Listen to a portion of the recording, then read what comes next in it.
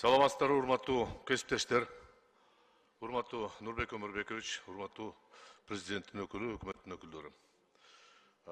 Бүгүн бир маселе менен сиздердин алдыңыздарга чыгып атам. Кече депутат катары мен 7 аксакалга Жогорку Кеңештин ардак грамоталарды тапшырдым. Ошол себептен мен кармалып калып, сессияга келе албай калдым, убагында жооп бере албайм. Ал кишилер өмүр бою иштеп, мамлекет үчүн Компартиянын мүчөсү болуп, өз убагында. Азыр деле Компартиянын мүчөсү болуп.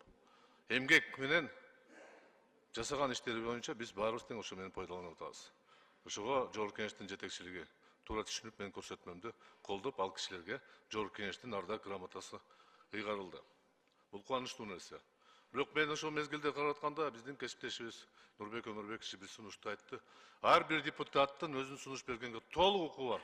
Бирөөнүн да укугун мен тебелеп келгим келип атат да. Мен бул жерге чыккан максатым бир эле. Көптөгөн мамлекеттер 15 республика СССР мамлекети ыдырап кеткенден кийин эгемендүү мамлекет болуп айланып кетти.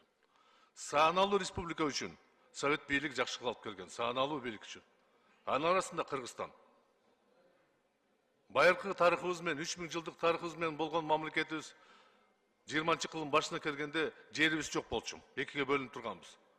Жарымыбыз Россия империяда болгонбуз, жарымыбыз Кокон хандыкта болгонбуз.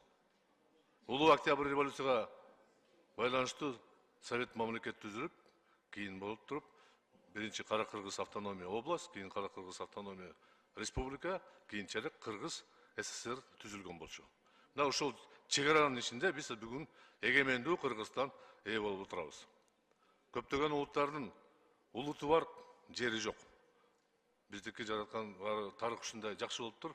Биз ушу эгемендүүлүккө жеткенге пайдуу болуп түзүлгөн. Ошонун арасында биринчиси мен ойлоп атам, Владимир Ильич Лениндин ролу абдан чоң. Бул жерде саясатты кылбай туруп, мен тарыхчы катары айтадым да. Тарыхта тез эле унуткан адат пайда болду 20-21-кылымда. Кечегини унутканга аракет кылып атабыз. Ал чоң ката кетирет да. Андан кийин биздин урпактарыбыз изилдеп чыгарат. 3000 жылдан кийин качан болобу? Бирок кечеги тарыхты унутпашыбыз керек. Бүгүнкү күндө 30-40% калкыбыз ошол 73 жыл жашаган, СССР тоогунда жашаган мезгилде тарбия алган.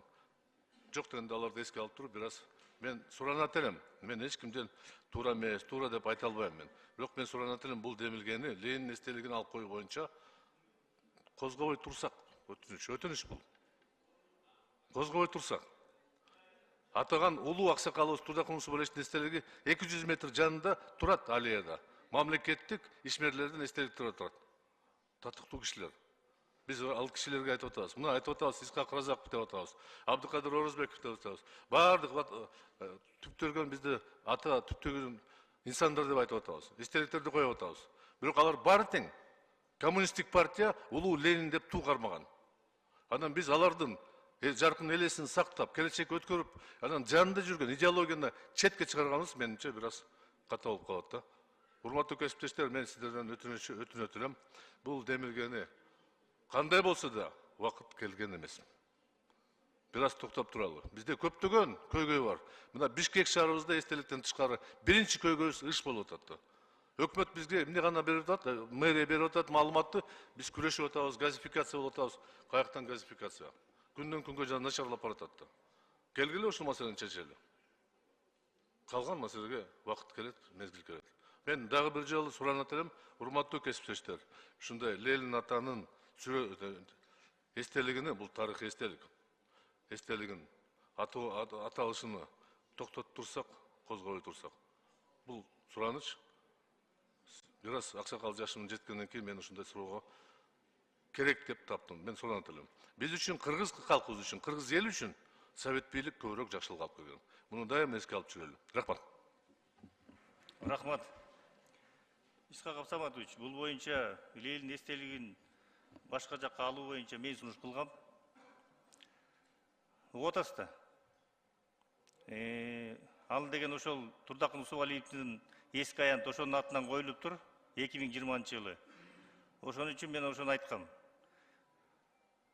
Ленин эстелигинин ордуна ошо Турдакул Усубалиевдин эстелигин койсок деп мен сунуш кылдым. Аны эми өкмөт өзү аткаруу бийлиги өздөрү чечет. Мен сунуш кылып атам да муну. Рахмат. Урматтуу мекендештер, урматтуу айдоочулар. Эгер унааңыздарга газ койдуруш керек болсо, биз сунуштаган Автогаз газ жабдууларын орнотуу автосервисине келиңиздер. Бишкек шаары Жазыра көчөсү 58Б дареги. Тагыраак айтканда, Чортеков чоң көчөсү менен Ахунбаев проспектиси кесилишет. Бул жерге келсеңиздер, жанында май алмаштыруучу жай бар. Автогаз газ жабдууларын орнотуу ишканасы. Италиянын Тарелли деген редуктор, фильтр, форсунка компьютерлерин коюп берет. Принц деген эң сонун зору дагы бар. Каалаган унааңыздарды алып келиңиздер. Ушул жерде команда эң жакшы кылып сапаттуу коюп бермекчи. Кызматыңыздарда.